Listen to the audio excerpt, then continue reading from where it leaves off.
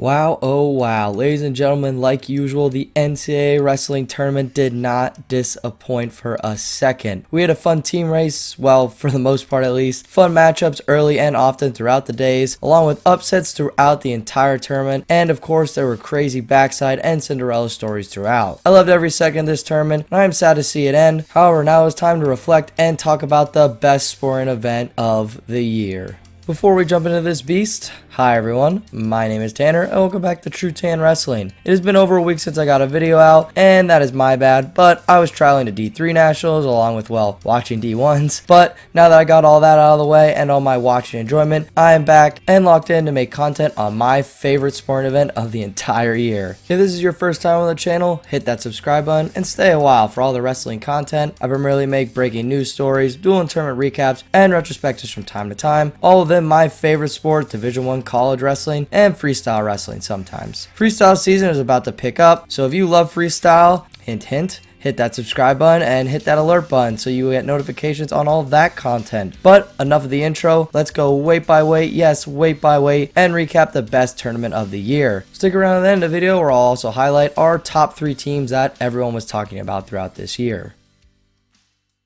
The final started with Classic 125, so just like the tournament, we'll start there. At 125, the favorite to win it all was Nick Siriano of Michigan, and he proved that he was a top dog, taking out Patrick Glory of Princeton in the finals. And he also joins a rare group of two-timers that come from 2 different schools. You don't really see that too often. He looked great in this match against Glory, and it did end up close, but Siriano basically controlled the match the entire time. With that said though, Glory had a heck of a run, reversing his loss to Arujao from EIWAs, and that was a super impressive semi on his part. And speaking of Arujao of Cornell, he did come back to place 3rd, so these 3 did finish in the top 3, just maybe in a little different order than some would have predicted. However, D'Agostino of Northwestern finally cracked the door to become an All-American, going on a really nice backside run to place 4th. But speaking of backside runs, Patrick McKee of Minnesota did it again somehow. He lost round 1 to Caleb Smith, the 25 seed from Appalachian State, who is really tough but ended up going 1-2. But McKee would wrestle all the way back from this first round loss to place 5th on his journey, and during that time he did pin returning All-American Carno of West Virginia in the round of 12. Our returning finalist Courtney of Arizona State looked nice to the semifinals, but then started to look a little off, falling all the way down to 6th, unfortunately doing the semi-slide. Wrapping up our All-Americans at 125, we had Kaler of Oregon State, that I have loved all season, with him placing 8th here as the 11th seed. And he beat Barnett of Wisconsin on the top side of the bracket to make the quarters of this tournament, but then Barnett would pin him for the 7th place spot, and Barnett became a 2-time All-American, placing 8th and then 7th this year. So he's improving little by little, honestly, and Wisconsin seriously balled out at this tournament, getting 3 All-Americans. Some other notable results were Schroeder of Purdue going 0-2 to end his career, but he had Latona of Virginia Tech, a returning All-American, and then McKee of Minnesota in his path, so definitely a less than ideal draw for him. Latona made the quarters as the 24th seed, but then would fall to Siriano of Michigan, who was the eventual champ like I mentioned, and then Barnett of Wisconsin in the round of 12, so that was also tough for him going into day 2 for the young Hokie. Lamont from Utah Valley got an upset over Ohio State's Heinzelman, and that was kind of a bad matchup for Malik, but Lamont would eventually go 2-2, not being able to return to the All-American stand. Finally, Hildebrandt went 1-2 for Penn State, marking another All-American not to place at this weight. So if you couldn't tell, this weight was extremely tough. There were several All-Americans that didn't even make the stand, and some of those returning All-Americans came as a plus 20 seed, so saying this bracket was tough is a serious understatement, honestly. It was extremely tough. 133 saw the return of RBY Penn State on top of the stand, making it a back-for-back championship run for him. Now, I would like to say, you can say whatever you want, maybe he was stalling, maybe he wasn't in his last 2 matches, but honestly, I thought he looked quick and pretty aggressive regardless of what those scores were. And we have to remember, he wrestled 2 of the best wrestlers ever in Austin DeSanto of Iowa and Dayton Fix of Oklahoma State, who both placed 3rd and 2nd respectively, making that Fix his 3rd, 2nd place finish at Nationals. Also, RBY hinted at that he might come back for a 3rd year, which is allowed due to the COVID season, so that would for sure help Penn State in another title run. I thought Dane Fix looked pretty good for Oklahoma State throughout the whole tournament. He just really can't get past that finals corner. DeSanto ended his career, and honestly, it was pretty sad to watch him walk off the mat after his final match. He has been crazy, don't get me wrong, but the dude just wrestles super tough, so it's sad to lose a warrior like that and seeing him leave college wrestling. McGee of Arizona State wrestled tough and placed 4th, which I bet a lot of people saw him finishing there, along with Myers of Virginia Tech placing 6th after getting beat by Bird of Illinois. Illinois. And wow, if we want to talk about backside journeys that are super crazy, we can definitely talk about Bird of Illinois. This guy was seeded 7th, and he got pinned round 1 and wrestled all the way back to place 5th, and that takes some serious guts. Chris Cann of Northwestern also returned to the stand after an alright season for a guy of his standards, and he beat Turner of Oregon State, who placed 8th here, and I also had fun watching him this season. And oh yeah, Oregon State is seriously on the rise. They are for sure one of my most improved team, if not the most improved team of this season, which is super awesome for that program and the Pac-12 to gain some strength. Other notable results were Ragusan of Michigan driving his round of 12 match, which really hurt the Wolverines in the team race. Courtney of Virginia looked impressive in day 1, making the quarters, being a 25 seed, but then dropped his round of 12 match to Turner of Oregon State. And then Philippia Pitt sadly dropped his 3rd round of 12 appearance, which is super unfortunate for him and the program.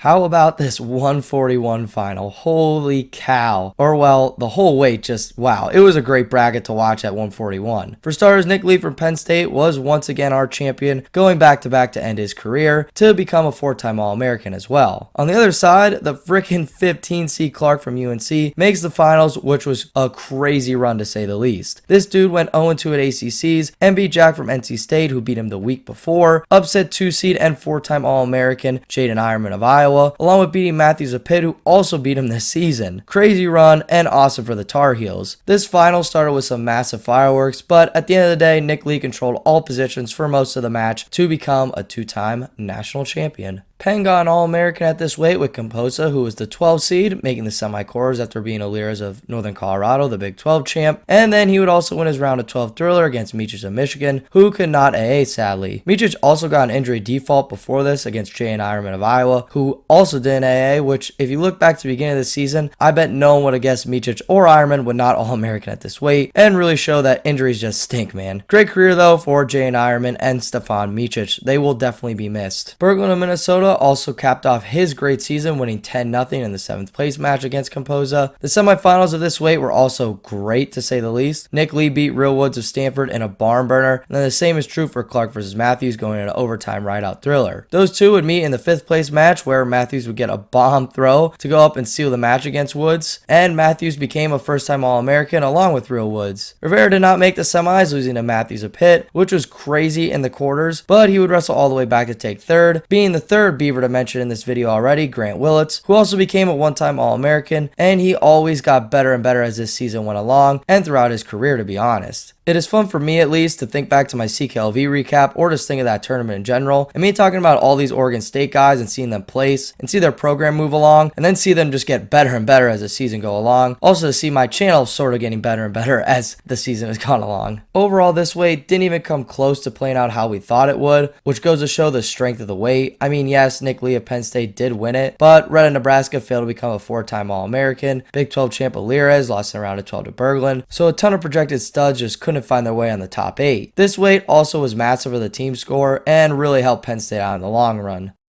149's top 8 were all super tough. This is a weight all year I loved watching. For the most part, this weight is super top heavy with Yanni obviously leading the charge, but then the rest of the weight is just super deep, and I feel like anything could happen all season with some of these guys. And speaking of Yanni, yes, it did play out with him taking home his 3rd national title, so welcome back to NCAA's Yanni, welcome back Ivy League, and especially welcome back Cornell, who's looking like they can return to their dominance here, especially with a lot of their young guys on the roster. To be completely honest, Yanni was never really in any danger throughout this tournament, and he looks super impressive. So if anyone touches him for his 4th title, I will honestly be really shocked. Ridge Levitt, the 10 seed, made the finals, having a crazy run, pinning Tariq of NC State, who was the 2 seed, but he would battle all the way back to take 7th, so good for Tariq to end his career, and he would beat Park of Arizona State, another returning All-American who placed 8th here. Sasso of Ohio State, the returning runner-up, did make the semifinals once again, but would fall to Yanni in a pretty controlled match. However, Sasso's quarterfinal match against Park of Arizona State was a heart-stopping match for Buckeye fans, I bet, but I thought it was really awesome. Luckily, Sasso battled back to take 5th, losing to Gomez again of Wisconsin, but beating now a 2-time All-American for Appalachian State Milner, who would place 6th, avenging his Parko loss in the Conci quarters.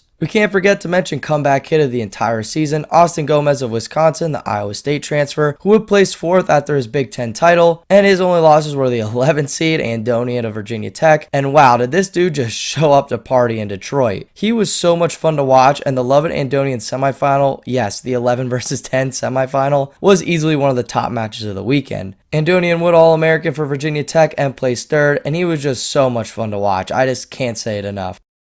157, I will start with the obvious elephant in the room, and yes, that is returning champ David Carr of Iowa State, lost in the second round to 17 seed Willits of Oregon State, who marked the 4th Beaver to All-American on the tournament. This was easily, hands down, my biggest upset of the tournament. At least that's what I thought in my opinion. Like, I just couldn't even believe it the whole next day. Like, I remember going to the quarterfinals the whole next day, and I just was like, oh yeah, David Carr, like, I just couldn't believe it. But really nice mat tactics and coaching by the Oregon State staff and Willits. Willits would end up placing 7th, and Carr would wrestle all the way back to take 3rd, which takes some massive heart to say the least. And some of those matches he wrestled were serious nail biters on his stretch there, so awesome for David Carr. I know that's not what he wanted, but he did the next best thing, and that's what champs do, so gotta love it. However, to speak about the national final at 157, we saw a CKLV rematch with Monday of Princeton going up against Deacon of Northwestern. Monday of Princeton did beat Luan of Michigan in the semifinals, and Deacon would beat Teamer in his semifinal. Both of those semifinal matches were really fun, and to be honest, I thought Deacon was about to get packed, but besides that, he controlled that match and then slowly got better and better once he beat Monday in his victory to become a national champion for the Wildcats. I still love watching Monday wrestle, and Princeton did go over 2 in the finals, but man, in retrospect, they balled out this tournament, getting 2 national finalists. That is awesome for them. Looking at some Conti results from 157, Luan of Michigan did beat Teamer in the 5th place match, resulting in Teamer sliding unfortunately. Rob of Nebraska would also go on a backside run, beating Ed Scott of NC State in the round of 12 to become an All-American for the first time, placing 4th. Also, that picture from the Conti semis of Rob and Teamer has been blowing up everyone's Twitter, I'm sure, but man, that's some priceless stuff and just some hard wrestling by both of them. So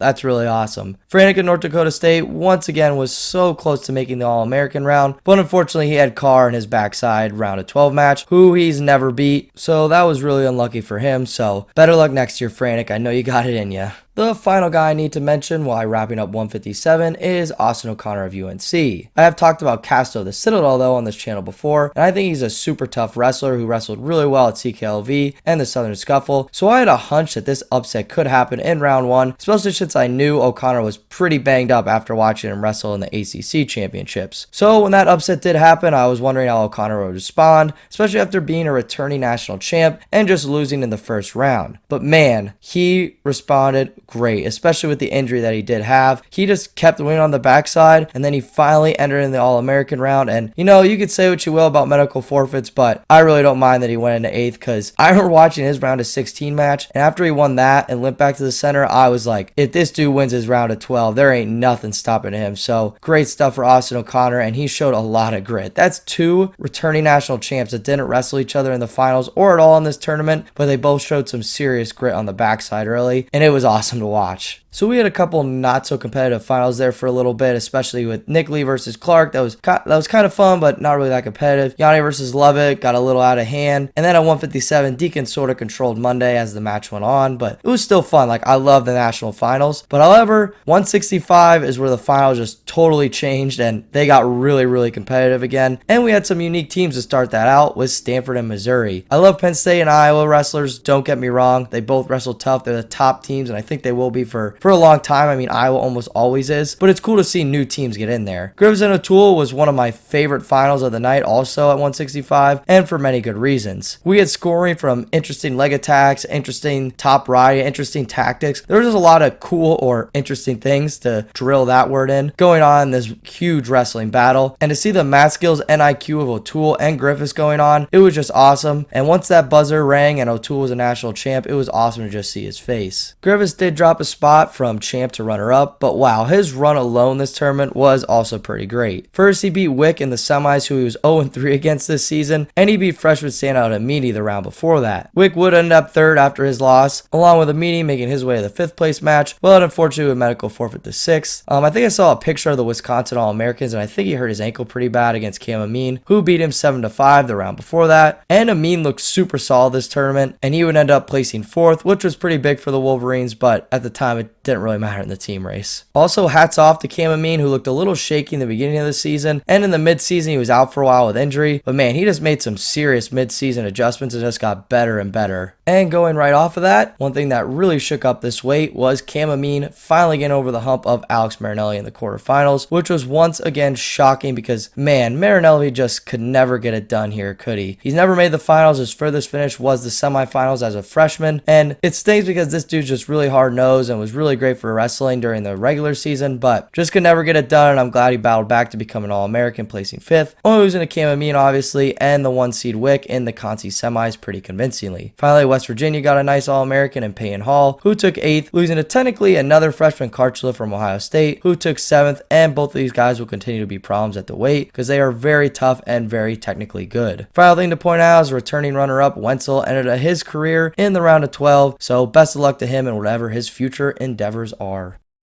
174 was similar to 141, with the top 5 guys coming into this season all having really great resumes and accolades. However, unlike 141 at this tournament, this one played out pretty accurately and it led to an awesome final. After both of them looked amazing in their semifinals, we saw last year's champ take on 2019 165-pound champ Mekhi Lewis in the 174-pound national finals, and it did not disappoint, with Starocki digging deep for Penn State to win a match in overtime rideouts, but man, this match was still amazing for every second. Hats off to both of them because they are both super good and awesome dudes. Mekhi Lewis of Virginia Tech pinned Massa in the semifinals, and Massa would wrestle back to take 5th to end his career. Hats off to him and the Wolverines. And Hayden Hidlay would lose in the semi pretty convincingly to Starocki, but would end his career in 3rd, beating Kemmer of Iowa twice this tournament. Kemmer took 4th obviously, and he was clearly really banged up. But man, he is just a warrior, and unfortunately he never won it, which is sad, but I'm really glad he battled through adversity to become another All-American for the Hawkeyes. Plot for Oklahoma State placed 6th, and I really didn't expect him to place up to his seed just based off the season he was having, but awesome for him, along with UNC getting another All-American in Lott, who had a great season. I'm really happy to see him place 8th here to All-American. He lost to Labriola in that match, who placed 7th for Nebraska, and he became an All-American once again. Overall, a super fun and tough weight. Congratulations to Starocki of Penn State, which got the Penn State train rolling once again.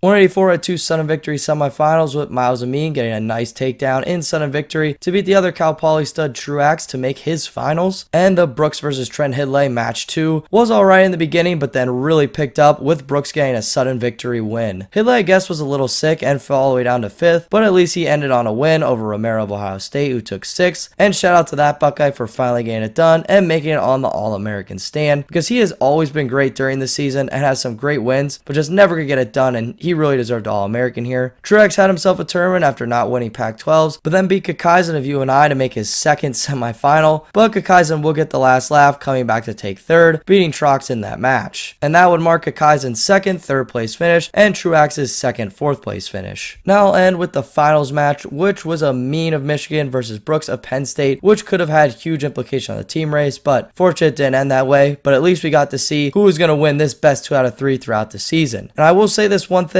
I did not expect this match to go the way it did at all. This match showed some serious grit from Brooks and some awesome coaching by the coaching staff of Penn State, which really goes to show the MAC tactics that they have their guys go into these finals with. Brooks looks seriously impressive over Amin, and he would end up winning the match 5-3, basically dominating the match from the top position. So congratulations to Amin for making his first finals and ending his career on somewhat of a good note, I guess. I know he didn't win, but did finish the highest he ever did in his career. And congratulations to Brooks for being a 2-timer. There was also Coleman of Iowa State and Lowe of Cornell to place 7th and 8th in those spots, so congrats to them for being first-time All-Americans. I've been hyping them up all season on my channel, so long time coming for them. Lowe and Munoz of Oregon State, who made the round of 12, so that could have been the 5th All-American for Oregon State. Coming into 197, myself and others probably thought this weight would just fall apart and someone random would win it, but at the end of the day, Max Dean capped off a 5-for-5 finals performance for Penn State. Yes, I said that right. They went 5-for-5 once again, which is serious impressive for a team to go 5-for-5 twice in a decade span.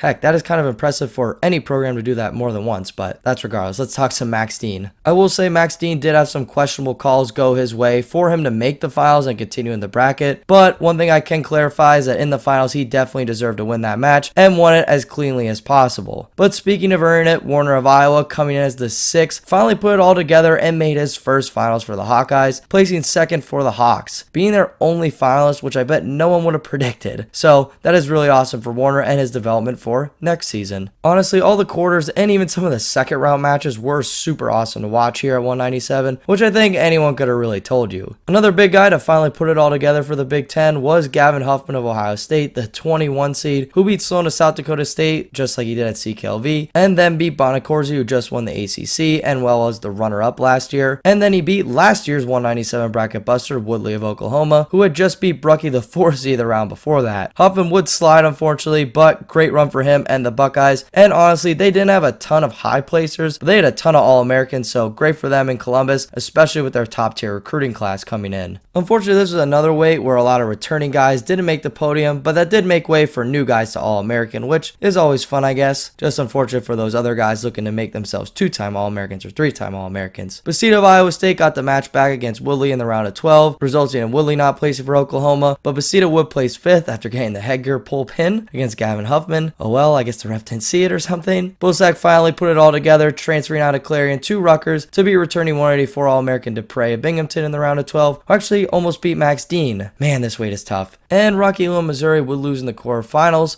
and after that, he would go on an absolute tear, beating several great guys, like Schultz, who took 7th for Nebraska, but Elam would end up placing 4th, only losing to Buchanan of Wyoming twice this tournament, who was the 2 seed, but battled hard to place 3rd. And these two kids are very young, and I am sure Buchanan and Elam will continue to cause major trouble at this weight class in the future next year. Heavyweight, I think, was awesome with 5 world champs in it, which you really don't see too often. However, Stevenson is definitely the main story to talk about this, and well, the main story to talk about throughout the entire tournament, honestly, and his match was a perfect way to end it for fans. He looked pretty good, and he didn't even have that many bonus points throughout, and he did give up a takedown to Davidson in the quarters, but man, we got to watch one of the best ever wrestle his last NCAA tournament. It was baller, and he will definitely be missed. This dude was incredible, and that's enough said about Gale Stevenson, honestly. I just don't want to ruin it.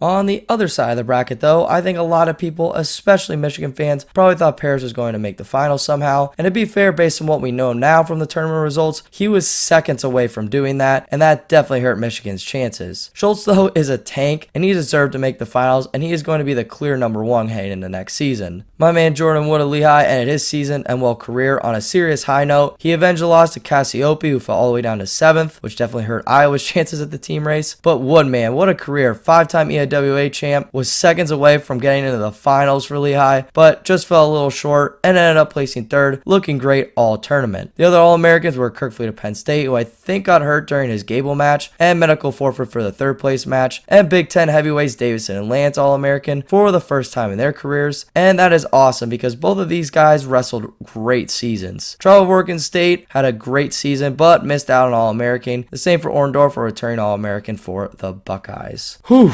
so with the weight-by-weight breakdown out of the way, please leave a comment on anyone or anything I missed. I'd love to hear what you all would have to say about it. I can't talk about everything from this tournament. It's just a beast. Now let's talk about this team race, which was fun going into it, as well as, moving day, aka day 2, so let's jump into that real quick. Michigan's big horses early were obviously Cam Amin winning that huge match over Marinelli in the quarterfinals. Then, of course, Miles Amin sort of did his job making the finals, along with Suriano really doing his job winning the whole tournament, getting some bonus points throughout. And finally, Lujan really proved me wrong, having a great tournament and placing 5th. However, they really needed Miles to win it all, and they probably cheered on the Wolfpack all tournament, because if Hayden would have beat Starocki and Trent would have beat Brooks, I'm pretty sure that would have definitely knocked Penn State down some rungs. Unfortunately, they didn't get as many All-Americans as they really needed though too, with Brucky not really performing to his seed, and Mitrich just slightly missing out on All-American status. Same with Ragusin, which really hurt the Wolverines there. Paris was also placed perfectly in the bracket for himself to make the finals, but unfortunately that just didn't happen. I'm not saying they would have won if he would have made the finals, it wouldn't have been that many points, but it definitely would have been a lot of points, and then maybe if they would have got a couple more of those All-Americans, this team race would have been extremely tight. But at the same time, Penn State still got 5 for 5 in the finals and a 4th place All-American, which isn't really that easy to beat, so yeah, that's tough. With that said, transitioning to Penn State, yes, they went 5 for 5 in the finals, which is the second time in a decade span. Like I said earlier, that's impressive for just a program to do that twice ever in program history, so really awesome for the Nittany Lions. They all really performed and looked really impressive in the finals. I thought Starocki looked the best all tournament, same with Nick Lee. RBY looked they all just looked really good in the finals, and besides Kerfleet placing 4th place, that was what he was seeded, so he performed to his ability. The returning champs, the Hawks, were really beat up this tournament, and it was kind of sad to watch. Ayala didn't do so hot, but he was clearly hurt with a shoulder injury. Kemmer did outplace his seed, but coming into the season, you were thinking no way he's even in the 3rd place match, let alone getting majored by someone he's never lost to. Cassiope had his worst performance in his career. Marinelli underperformed once again at Nationals to bookend his career, sadly. However, DeSano did outplace his seed, but everyone sort of predicted he would place 3rd anyway. Armory and Mura not placing was sort of surprising, especially with Ironman, but he was nowhere near 100% and definitely had a major knee injury. But thanks for the fun career, Jaden. Best of luck in whatever you do. I believe one of the Brands brothers said it perfectly during day 3. They were just beat up. They did end up having one finalist who wasn't expected to be there. Like I said, no one would have predicted Warner being in the finals, but really awesome for him. Unfortunately, he couldn't get it done, and they had no champions this season. Well, with all that said, don't expect this to be the only coverage of this awesome tournament, even though this is one of my longest videos ever. One video just can't do it justice. I'm finishing up my MBA, so I am very busy, but don't you worry guys, I'll get this fun TrueTan wrestling content out and about. If you all enjoyed this video, be sure to like and subscribe, and let me know in the comment section below what you thought of this awesome NCAA tournament. It can be anything from upset to Cinderella stories. The guys I didn't talk about, I'd love to hear in the comment section below. Can't wait for the season to start back up again next year, and hope to see you all in the next one. Take care, everyone.